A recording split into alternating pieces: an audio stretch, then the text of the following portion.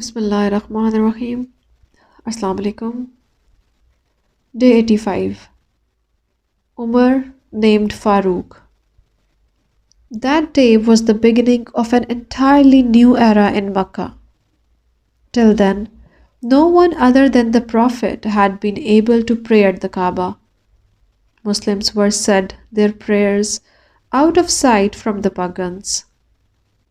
Umar was aware of this. He cried out, "Why are we still acting in secret? I swear by God, without fear or hesitation, I shall bravely go to the Kaaba. I will tell those who don't know about these beautiful things. I will preach Islam to them." His courage pleased the Prophet ﷺ. They got up together, left Arkam's house, and walked towards the Kaaba. The Prophet ﷺ was walking in front. Umar was on his right, and Hamza was on his left. Behind them were the other believers. All this time, the pagans had been waiting anxiously for Umar's return. They were sure that he wouldn't come back without killing the Prophet ﷺ. But what was this? Umar, the Prophet Muhammad ﷺ by his side, and other Muslims behind them were coming towards them. At this sight, fear began to show on the faces of the pagans. They became like statues, just staring at Umar.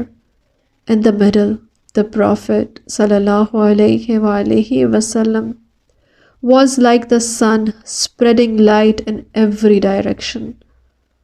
They looked at Umar, then at Muhammad ﷺ, and then at Hamza.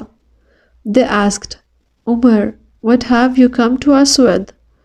Umar courageously replied, "La ilaha illallah, Muhammadur Rasulullah ﷺ," and instructed the Muslims to encircle the Prophet like bodyguards ﷺ. He shouted, "Let no one move, otherwise the end will not be pleasant."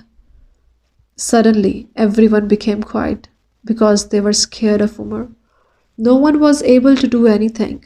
The Prophet ﷺ, along with those around him, visited the Kaaba.